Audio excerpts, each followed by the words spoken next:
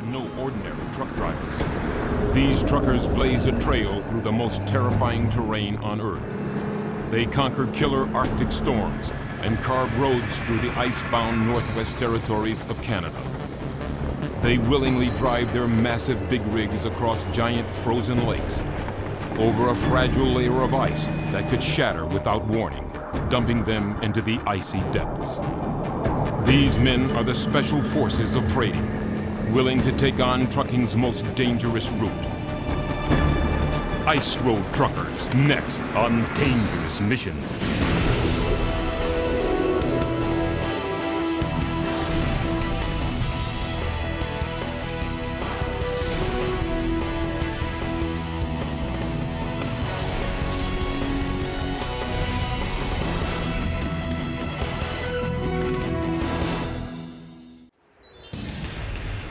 The Arctic is perhaps the deadliest place on Earth.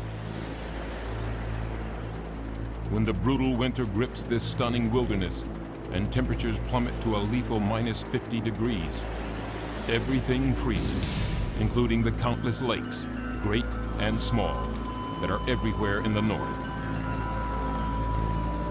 It is over these lakes that a top-notch group of truckers go to work. Carving roads where none had existed before, these drivers maneuver their massive machinery over a precarious layer of ice so they can transport freight to the remotest communities in Canada's Northwest Territories.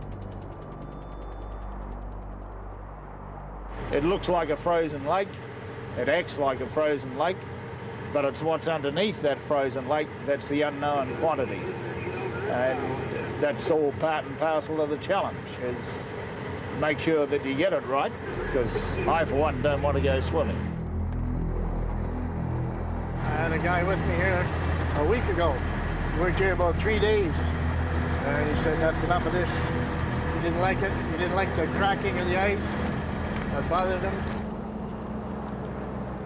They drove with one hand on the door latch so they could jump if they had to.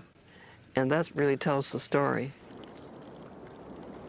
For anybody that's actually working in this business and traveling on the ice, there really isn't a question of if you're going to fall in, it's when you're going to fall in. It is March. Spring has arrived and the ice is quickly thawing. This convoy could be the last of the 9-week ice trucking season. Soon the ice will no longer be able to sustain the weight of these gargantuan rigs. It could shatter at any time. If they crashed through the ice, they could sink hundreds of feet to the bottom of a freshwater lake and have only seconds to surface before they freeze to death. These men are driving and racing against time. Despite the risks, it's a route that has lured drivers for decades. It's an elite few that are daring yet cautious and have been able to conquer this, the Everest of all trucking routes. No place for kids or cowboys. That's one way of summing it up. This spectacular and majestic wilderness has beguiled and seduced adventurers for centuries. European explorers came first. They were determined to find a quick trade route to the riches of the Orient through the legendary Northwest Passage. The most tragic expedition was that of Sir John Franklin. This 47-year veteran of the British Royal Navy had spent years surveying and mapping the Arctic. In 1845, he set sail from England on his noble quest to find the passage. He and his crew tried to bust through by ship, but got locked in the Arctic ice. Franklin then ordered his men to march across the ice on foot. However, they were hopelessly ill-prepared and sealed their own fate when they decided to bring along thousands of pounds of useless supplies. 2 ships, steam engines, a library of 2,000 books, tinned foods, 129 men. They were overwhelmed by the environment. Their fine woolen clothing was saturated with their own sweat and turned into virtual shrouds of ice. Their fate was eerily marked by a trail of bits and bones. One of the great lessons of the North is that if you're unprepared, you're going to die. Gore-Tex, great hiking boots, modern equipment means nothing. You get wet, you get cold, you get frostbite or hypothermia. It's a land that still catches the unprepared and takes them. Undaunted by the story of Franklin and the many other explorers who met similar fates, prospectors continued to come north, lured by the promise of riches. They charted and surveyed this largely unknown territory, noting great deposits of gold, silver, and copper. But those who survived had to learn how to adapt to this savage land. They learned valuable lessons from the Native Americans and the Inuit, the tribes of the high Arctic. You're living on such a very narrow survival base. At that time, people were still living that way, and they had made their adjustments with nature that were just amazing. The natives knew that it was futile to fight Mother Nature and showed how to live with the environment by using it. Most critical to sustaining life was their transportation system. If they could travel, they could hunt and gather food. Therefore, they could survive. The kayak proved to be the fastest and most efficient way across water. Made from walrus skin, this aquatic SUV had room for the whole family. But the mainstay of transport was the sled. Horsepower didn't come from combustion engines, but from canine power. With their sleds, natives forged the very first ice roads. These powerful dog sleds allowed the nomadic peoples to haul heavy loads over long distances and remained effective well into modern times. Dog sleds worked well for these people with few possessions, but they had limitations. Dogs only had the strength to pull a few hundred pounds, not thousands of pounds. Early European settlers adopted the dog sled and used it for travel throughout the North until the arrival of aircraft in the late 1920s. Known for its lightweight and agility, the bush plane quickly became the principal means of transporting goods and people in this frozen tundra. In 1930, a deposit of uranium that later supplied the atomic bomb was discovered near the Arctic Circle, and the northern mining industry was born. The mine was named Port Radium and was located on the west side of Great Bear Lake, one of the largest freshwater lakes in the world. Gold was discovered in 1934 near the small commercial settlement of Yellowknife, deep in Canada's remote Northwest Territories. A frenzy of pioneer prospectors, bush pilots, and adventurers flocked to Yellowknife, and its population exploded. As mining camps appeared throughout the Arctic, Yellowknife became a vital hub for miners. With a growing demand to establish mines, a means of transportation had to be found. It had to be both cost-effective and powerful enough to bring in massive mining equipment and haul out the priceless ore. But with these new methods came deadly obstacles. Yellowknife, capital of Canada's Northwest Territories, is the gateway to the riches of the high Arctic. With a population of 17,000, it's the biggest town, isolated in a region half the size of the United States.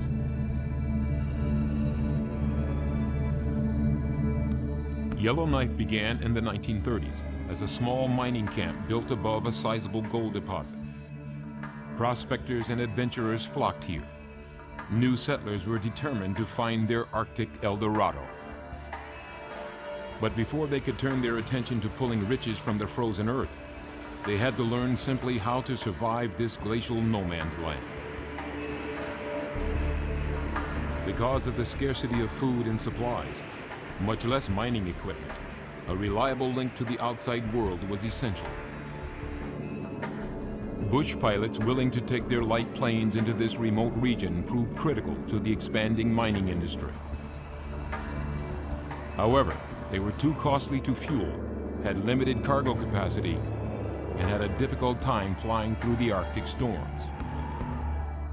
If mines and isolated villages were to survive, a more reliable and cost-effective mode of transportation had to be found. The only roads to Yellowknife were haphazard sled trails. By the 1940s, bulldozers were being used to bust through the bush and plow more permanent paths. Tractors could drag literally tons of supplies and far surpass the capacity of a dog sled or a bush plane. But cat trains, or cats, nicknamed after the Caterpillar brand tractor, were painfully slow. So drivers looked for any way to shave countless hours off their arduous journeys. They willingly risked their lives by cutting across frozen lakes. But cat trains had two critical flaws. They traveled at a top speed of 5 miles per hour. They were too slow for the brief hauling season and were too heavy for the ice to support. The search for safer and faster transportation began. A Royal Canadian Mounted Police officer by the name of John Dennison was stationed in Yellowknife. From his old days of doing construction work, he understood the perils of the terrain and seized upon an opportunity. I learned that anywhere you can take a cat, I can take a truck. Over a hill, over a dale, through muskegs, everything else. Yellowknife was 800 miles from the nearest city, a 10-day trip up the Hay River in summer. If goods could be trucked, Yellowknife would greatly benefit.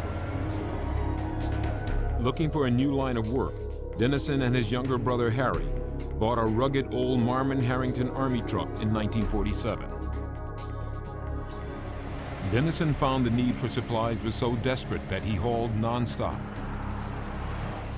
In summer, he hauled goods hundreds of miles through the bog, or muskeg, the wet, spongy ground. And in winter, he traveled over the frozen tundra. Others experienced great difficulty maneuvering their vehicles through the perilous terrain. No, there was no road. They'd only run a cat road through, and they couldn't get through in the summer because it was too muskeggy. But we had the four-wheel drive, and we managed to bust our way through. That's how we really got started in the freighting business. Knowing the dangers, but needing to work efficiently, he had to use the myriad of lakes that dot the tundra because this was the shortest way to a destination. But the lakes could only be driven in winter when they were frozen. The smooth and unobstructed drive was much easier than breaking bush. Dennison found himself committed to revolutionizing land transportation in the Northwest Territories. Wanting to prove his point, Dennison accepted a job that others considered foolhardy. He signed on to deliver a 6-ton generator to a gold mine in Yellowknife. The only way to get it there was by crossing one of the largest freshwater lakes in the world. So he embarked on a harrowing journey and became the first man to drive such a heavy truck across the 150-mile-long Great Slave Lake. We were 10 days out on Great Slave Lake, and we didn't have any antifreeze.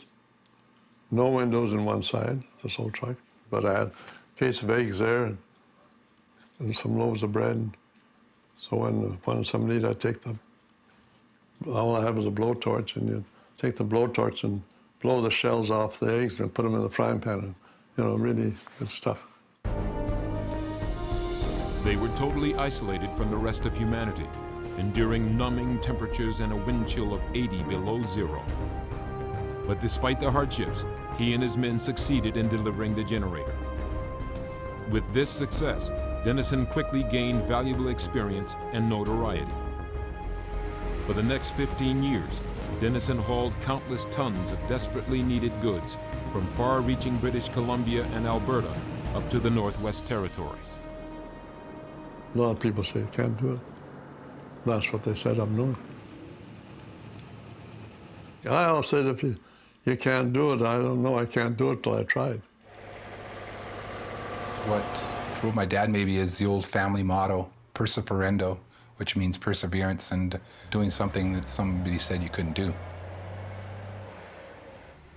To do what he did, you have to be obsessed, you have to be single-minded, and you have to be directed towards one goal. And he certainly was. Nothing impinged on that. Dennison and his men tested the limits of human fortitude. Risking their lives, they paved passages where none had been before. He was now prepared for an even greater and more dangerous challenge. The birth, life, and death of a northern mine depends upon the costs of supplying it. Everything must be moved: food, lumber, fuel, mining machinery, even whole houses. Trucking this freight is about 1/3 the cost of flying it in by cargo plane. Over a decade of trucking, John Dennison, the bold Mountie-turned-trucker, learned through trial and error how to actually build an ice road by using methods to thicken the ice to give it added strength. In addition, he perfected the building of portages, the earthen ramps that are the transitions from the lakes to the land. These are the critical links for safe and speedy truck transport. John Dennison actually had the idea that we must speed this up. So he was the fellow that really did get the winter ice road via truck. And what his idea was to be able to transport these trucks over the portages and be able to clear the ice off to travel with wheeled equipment across the ice and speed up the mode of transportation. In 1962, Dennison booked his most significant and risky hauling job. 3 2-ton generators needed to be retrieved from the Port Radium mine, and Dennison was willing to accept the challenge. This meant going to the mine site in the barren lands at the Arctic Circle, and then hauling the generators 450 miles south to Hay River. This route, 90% over water, had not ever been attempted by cat train. But with typical unshakable will, Dennison paved the longest ice road ever. His road-busting method, still used today, was simple and effective. To break the trail, he deployed the small and speedy bombardier, or bug. Then a V-shaped snowplow widened the path. Dennison and his men formed a convoy and inched their way up to Port Radium. The going was slow and harsh. 400 miles from anywhere. Not very pleasant. Damn cold. But I don't know, that didn't seem to bother us that much. We all managed to have some kind of shelter. Even slight changes in temperature would snap the solid steel of their trucks, often disabling them. Temperature didn't matter. 40 below zero was nice going. 50 below was getting cold. 60 below was goddamn cold. And so if you hit something, a rock or something with it like that, metal would break. Critical to his success and survival was his ability to improvise and find solutions to mechanical breakdowns. You're isolated from any help for the immediate emergency, and so you have to be able to take your engine apart and find out what's wrong and put it back together again and carry parts for the obvious breakdowns. Dennison also had a keen understanding of the subtle yet important differences in the ice. There's good ice and there's bad ice, there's clear ice, there's snowy ice. And you just gotta kind of get the feeling for it. I can go on 4 inches ice and not have any trouble. And you can go on 18-inch ice and have trouble. He managed to forge 800 miles of road that winter, successfully delivering the generators and 400 tons of other goods. Without the commitment of Dennison and his crew, another mine would have perished. In 1968, author and adventure journalist Edith Iglauer, initially lured north on the trail of the Inuit people, met John Dennison in Yellowknife. Iglauer became the first civilian to ride the ice roads. The sound of the ice cracking under their truck made a deep and lasting impression. When the ice does the cracking, the noise is pretty terrifying. Anytime when I was scared, it was at the sound of the ice cracking.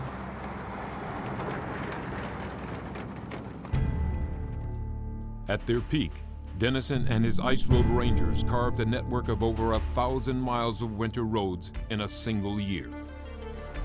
During his career, he clocked tens of thousands of ice road miles and hauled countless tons of vital equipment. His bold and driven nature led him to willingly risk his own life, but he never compromised the safety of his men. John would never have pushed into places where the danger was weighted in the wrong direction, although it seemed as if he did. A lot of the methods they used then were virtually experimental. What they used to do is, of course, travel across these various lakes, and they could tell if the loads were a little too heavy because they started to get into trouble. So what they virtually judged is staying just inside of that envelope of trouble all the time. He was a leader of men. That's what a leader has to be able to do, is to keep an eye on everything and make sure that mistakes are reduced to the lowest possibility.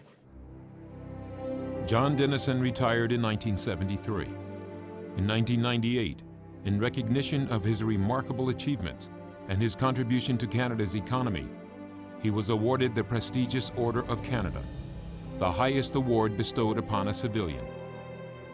The Order of Canada is a great achievement, for anybody to attain in Canada, and for his involvement in the North and making mining viable and mines successful. Dennison passed the ice trucking legacy to Dick Robinson, a veteran trucker who learned the rules of ice road building with Dennison. Dick Robinson built RTL Robinson Enterprises into the largest winter road trucking operation in the Northwest Territories. Today, Dick Robinson's son Marvin is the company's president and director of operations. Actually, we're on our 4th generation of trucking. My grandfather was involved in trucking, my father, of course, and through all of the years that we've been here, we've been involved in the winter ice roads from the very first winter we were here. Over the years, RTL has taken Dennison's intuitively learned techniques and applied a calculated and systematic methodology to the science of ice road building.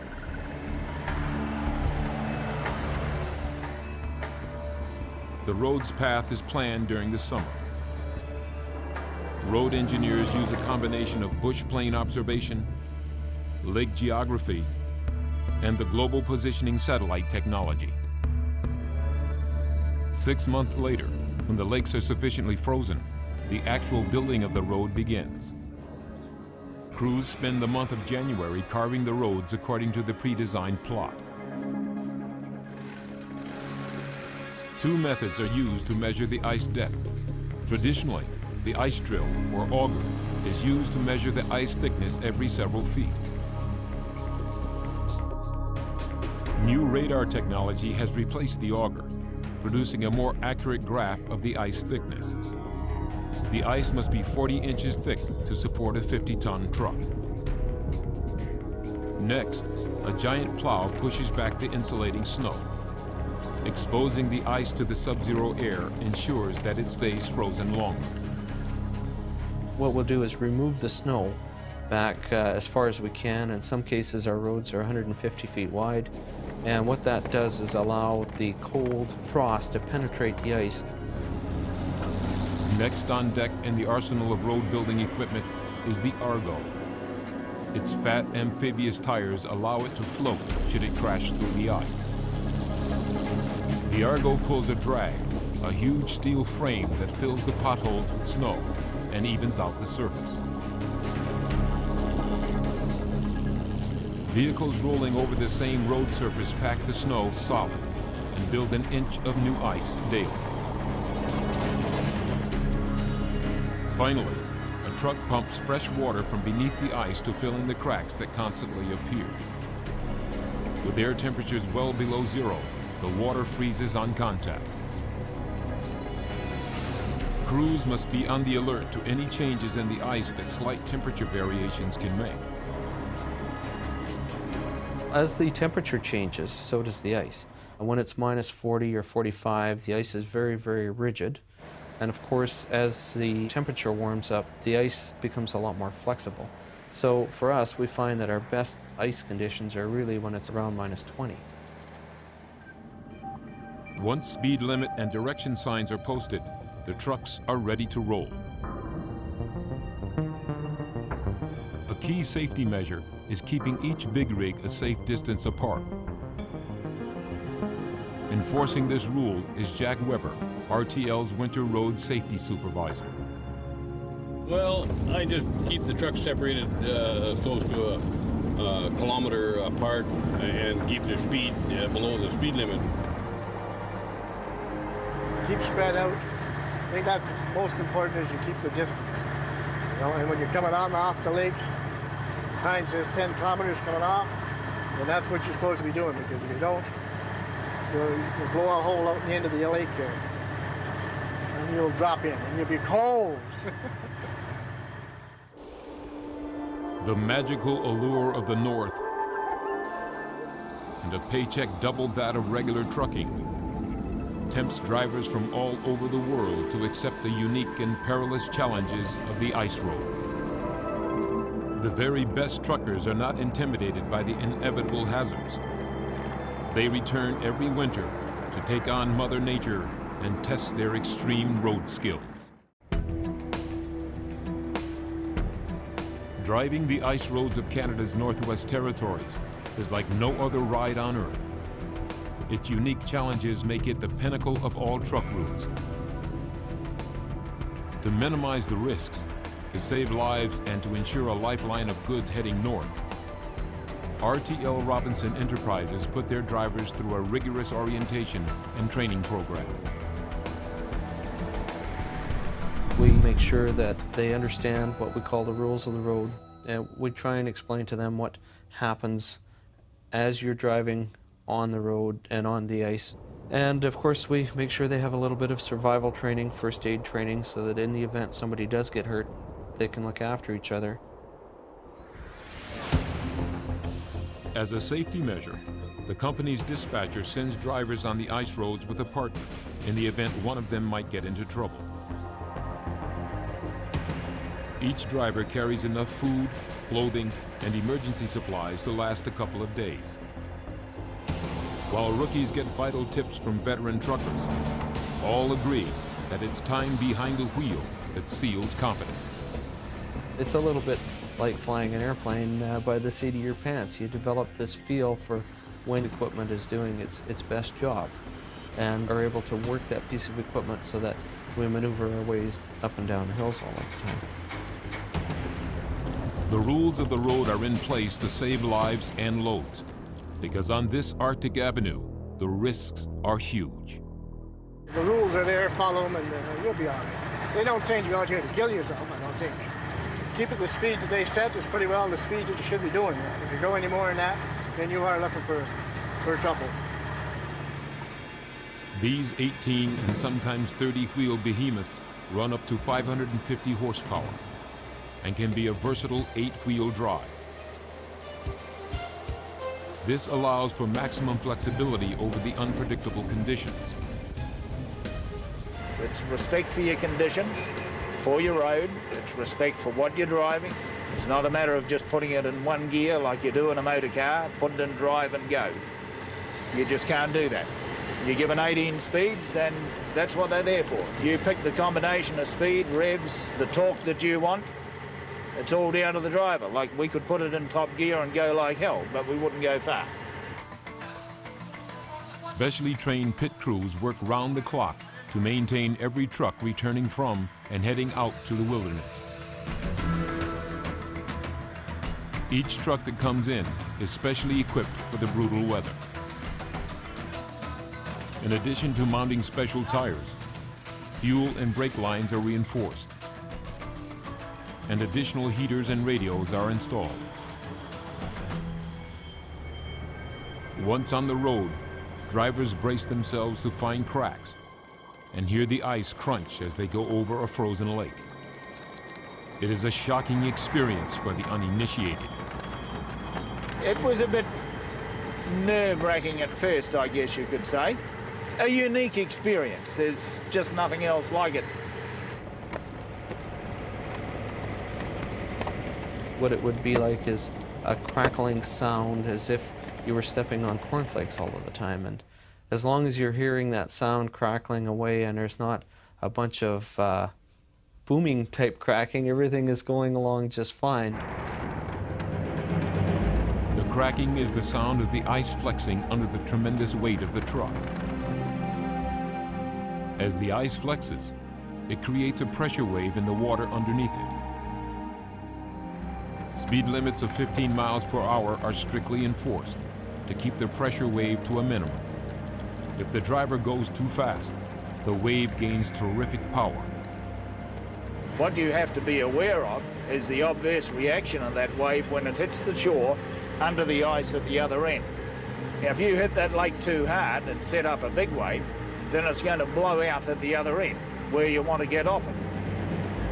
So you have to be aware every time that as you come down onto the ice, that you take it slowly on, and as you go off, that you go off very carefully as well, that you don't set up too big a reaction from further out and speed up, otherwise you're going to create a wave again and blow the track underneath you. If a pressure wave busts through the ice, crews would have to route the ice road around the blowout and rebuild the portage, costing thousands of dollars in labor and lost freighting time. For these truckers, negotiating the portages is a perilous challenge. But right now these portages are getting real slippery because the sun is getting hot, and it's pretty easy to spin out now. The skill that really needs to be developed by the drivers is not just patience and respect for the ice, but the ability to know how to travel and operate your piece of machinery so that you can use the weight to help you up and down the hills, as well be able to control the throttle so that you can keep the feel of the most traction for the wheel as you climb these hills. Right now we're going down onto Dome Lake. I'm just retarding the vehicle, keeping the revs up so that the retarder works efficiently and bring us down onto the ice at a slow speed so that we don't set up that wave that I was talking about that would react at the other end. Once we're onto the lake and the weight's distributed evenly, then we can pick up the speed to what we're running at. And we're running at about 25 kilometres an hour across the ice loaded. Gavin's convoy is heading toward Lockhart Camp, one of the few Arctic roadside rest stops planted at the top of the world. At this oasis in the desert of ice, truckers can take a well-earned break, get a warm meal, and check on road conditions. Leslie Leishman has double duty here. She's a dispatcher, receiving weather updates and keeping track of each truck's location. And she's also the camp nurse. You often see cases of frostbite, whether it be on their ears or their hands if they've been fixing some equipment, and a lot of it they cannot do with gloves on. So you do see cases of frostbite, and some through negligence and others through just something that they have to do in their line of duty to keep their truck rolling on the road. On this day, there is a report of a vicious snowstorm just ahead.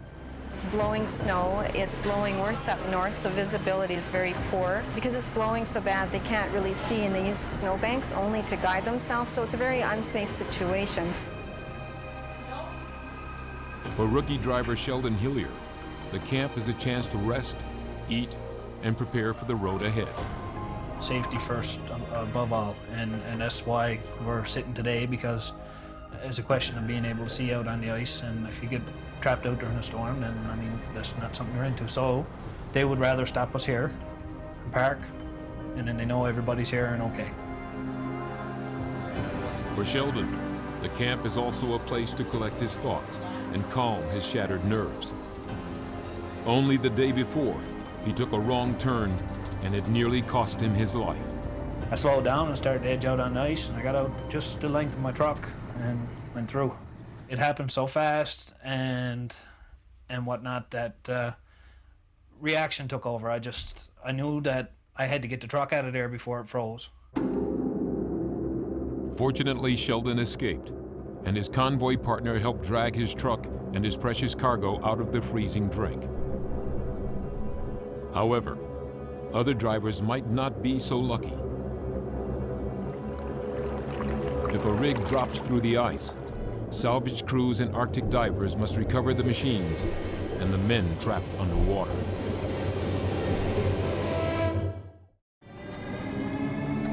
In an average winter, RTL Robinson Enterprises dispatches over 400 trucks, carrying as many as 3,800 loads over the frozen lakes. The Arctic trucking industry ensures that enough goods are shipped in this short season to keep the mines of Canada's Northwest Territories sustained until the next winter. It is in this race to supply the remote communities that truckers meet their greatest challenge: to safely cross the giant frozen lakes and rivers. Last January, on the Mackenzie River, a driver lost focus and ignored the posted road signs. As this driver approached this area that had a detour for the traffic that was able to cross on the ice, I believe he misunderstood the sign and thought that the detour meant all traffic detour. So he proceeded down this road and miscalculated what the weight sign had said and thought that he was quite fine being able to go across that ice crossing. So he had actually got about halfway across the river when the ice wasn't thick enough and the whole unit had fallen in. His double trailer, called a Super B train, was carrying 10,000 gallons of diesel fuel, enough fuel to destroy the delicate eco-balance of the entire region. Luckily for the driver, fuel floats and physics, not foresight, kept his 50-ton big rig from dropping all the way to the bottom. He had enough time to leap to safety and call for help. In addition to trucking freight, RTL is charged with salvaging trucks when they crash through the ice. When the emergency call comes, they dispatch special vehicles equipped with massive load-bearing winches capable of pulling 100 tons of dead weight out of the icy depths. So typically what we do is wait for the ice to stabilize around the unit. What that means, it sometimes has to freeze in for 2-3 days, or in some cases a month. And then what we'll do is set up our devices so that we can lift the unit out. Prior to lifting, the crew must free the trapped vehicle from the setting ice. They first drill around the truck and carefully plant dynamite to blast it out. It's a bit of a risky process, but again, we try and calculate our risk and make sure that we use a lot of caution while we're doing this. Once the tanker is securely harnessed to the salvage equipment, the crew lights the fuses and blasts the monster truck free.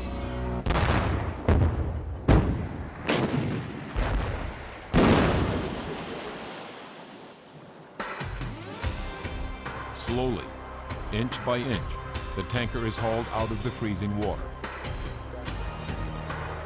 It took Robinson and his team 1 week, working in savage minus 40-degree weather, to recover this Super B train and save its lethal cargo. RTL charged the fuel carrier an estimated $60,000 for the recovery. The rogue driver was fined thousands of dollars for his mistake. Over the years, we've become very, very good at being able to salvage equipment. We've never had a unit that's gone all the way to the bottom that we've never recovered. However, if a truck does break through and sink to the bottom, a special Arctic dive unit is called in. A lot of the recovery work that we do is an instant kind of thing. It happens over the phone. A sergeant from a detachment will phone us and say, "Wayne, we have a problem here. We've got two people under the ice." Typically, by the time Wayne Zowski and his Arctic dive team are deployed, the lake is again iced over where the vehicle fell through. They choose a drop zone, set up a work site, and then cut a hole big enough for the diver. You learn how to really, work with impossible odds sometimes, but after a while it becomes very, very second to your nature, and that's part of the, quote, Arctic experience. If you allow frustrations to happen, or you allow Mother Nature to get the best of you, then that type of work can become very dangerous. Thankfully, fatalities are rare. Fewer than a dozen drivers have perished on the lakes. The last fatality was more than 10 years ago. As this mighty convoy of tanks was crossing Great Slave Lake, the lead driver, or lead hen, found a fracture in the ice. This fracture is known as a pressure ridge. It occurs when there are sudden changes in the temperature. As ice freezes, it pushes together, creating bumps or ridges. Then, as it thaws, it pulls apart and opens up dangerous cracks, fissures in the ice. If drivers can't cross a pressure ridge, they will have to find a way around it. You can see the water, and the crack is only about 8 inches wide, but it goes straight down, and the ice is probably 4 or 5 feet deep here. And I can only guess at the depth of the water, but it could be anywhere from 50 to 150 feet deep. Like a plate of glass, one crack and a whole lake of ice can shatter. The thicker the glass, the more weight it'll support, and the ice is very, very similar to that. So what we need to do is monitor how we're putting our roads in and make sure that as we operate, we're not running into any of the crack areas. In a lesson gleaned from the pioneer ice truckers, RTL is prepared for any contingency. This time, a plow truck is deployed to forge a new road 50 yards to the east. However, on this new road, another ice fracture is found. This time, they deploy a portable steel bridge, specifically designed to allow these giant rigs to cross widening fissures. It's also quicker than plodding and plowing a new road. The drivers unchain the bridges and lay them over the crack. Then, each load is carefully and painstakingly guided over the narrow bridge. They cannot afford to make a mistake here.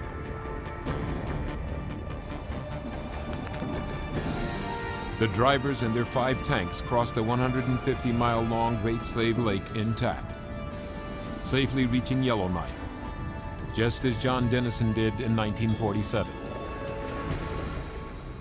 It's the unique thrill of ice road driving that draws this highly skilled team of truckers.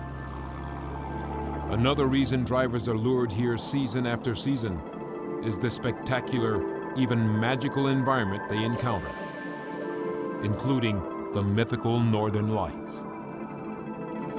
You could almost sit there and touch it, but you can't, and it's changing all the time.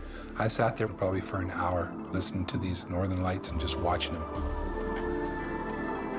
It's been a wonderful experience. It's just so much to learn about the way the water works and the principle of hydraulics under the ice and how you operate your vehicle over it, how you treat the ice.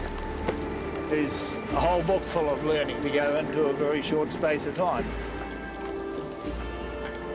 These truckers follow the footsteps of the great explorers and are fused with the pioneer spirit of the first ice road truckers. They carry the vital knowledge of Arctic survival learned from the native peoples of the North. They push ever on to tear through tundra, break bush, and skate over frozen lakes to carve roads that melt away with the arrival of spring. Next year, when the brutal Arctic winter bears down and claims this magnificent and spellbinding land, the best drivers will return again to ride the most challenging roads on Earth.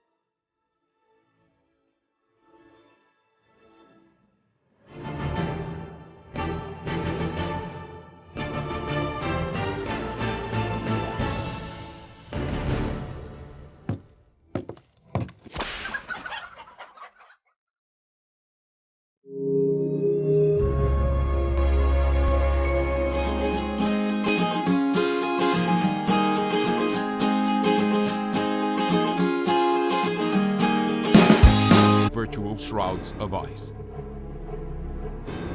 Their fate was eerily marked by a trail of bits and bones. One of the great lessons of the North is that if you're unprepared, you're going to die. Gore-Tex, great hiking boots, modern equipment means nothing. You get wet, you get cold, you get frostbite or hypothermia. It's a land that still catches the unprepared and takes them.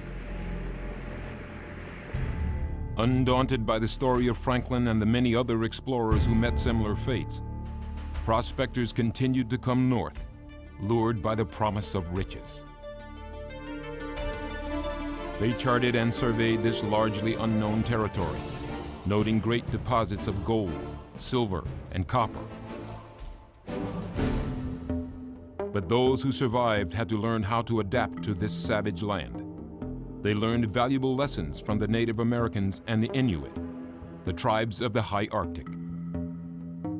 You're living on such a very narrow survival base. At that time, people were still living that way, and they had made their adjustments with nature that were just amazing. The natives knew that it was futile to fight Mother Nature and showed how to live with the environment by using it. Most critical to sustaining life was their transportation system. If they could travel, they could hunt and gather food. Therefore, they could survive. The kayak proved to be the fastest and most efficient and racing against time. Despite the risks, it's a route that has lured drivers for decades. It's an elite few that are daring yet cautious and have been able to conquer this, the Everest of all trucking routes. No place for kids or cowboys. That's one way of summing it up. This spectacular and majestic wilderness has beguiled and seduced adventurers for centuries. European explorers came first. They were determined to find a quick trade route to the riches of the Orient through the legendary Northwest Passage. The most tragic expedition was that of Sir John Franklin. This 47-year veteran of the British Royal Navy had spent years surveying and mapping the Arctic. In 1845, he set sail from England on his noble quest to find the passage. He and his crew tried to bust through by ship, but got locked in the Arctic ice. Franklin then ordered his men to march across the ice on foot. However, they were hopelessly ill-prepared and sealed their own fate when they decided to bring along thousands of pounds of useless supplies. 2 ships, steam engines, a library of 2,000 books, tinned foods, 129 men. They were overwhelmed by the environment. Their fine woolen clothing was saturated with their own sweat and turned into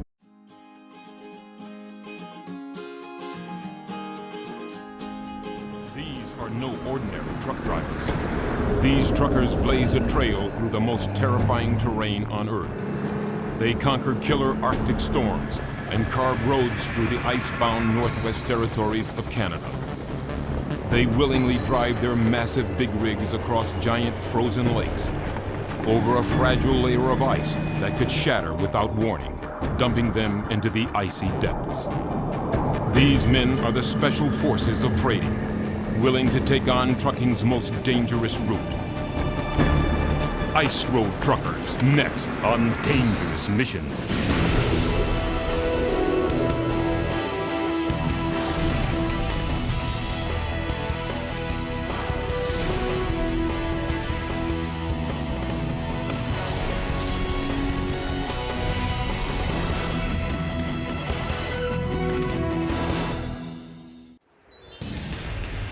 The Arctic is perhaps the deadliest place on Earth.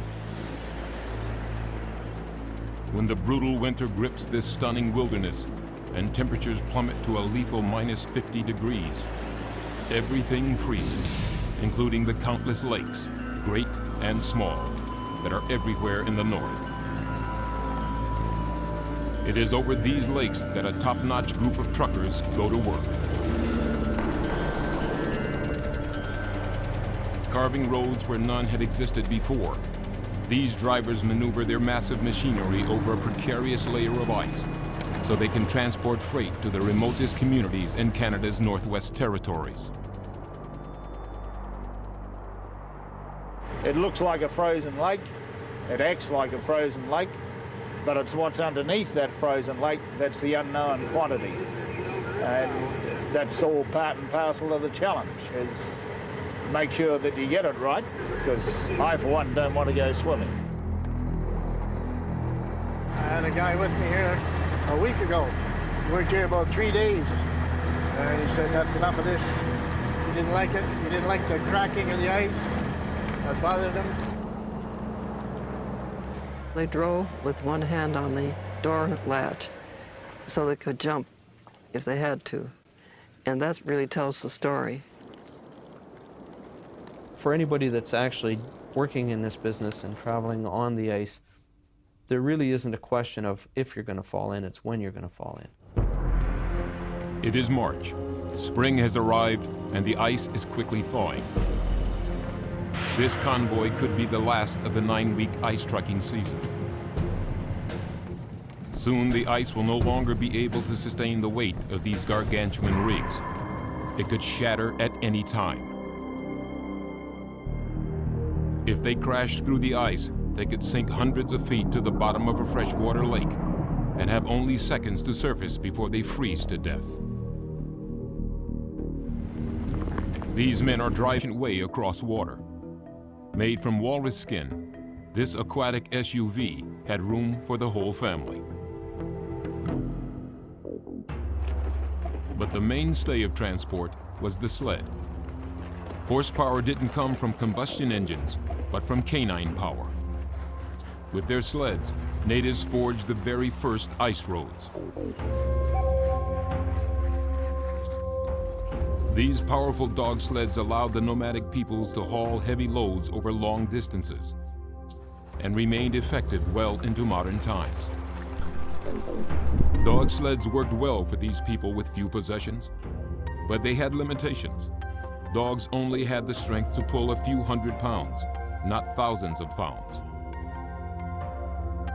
Early European settlers adopted the dog sled and used it for travel throughout the North until the arrival of aircraft in the late 1920s.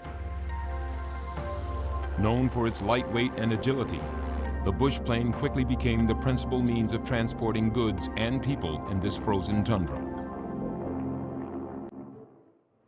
In 1930, a deposit of uranium that later supplied the atomic bomb was discovered near the Arctic Circle, and the northern mining industry was born. The mine was named Port Radium and was located on the west side of Great Bear Lake, one of the largest freshwater lakes in the world. Gold was discovered in 1934 near the small commercial settlement of Yellowknife, deep in Canada's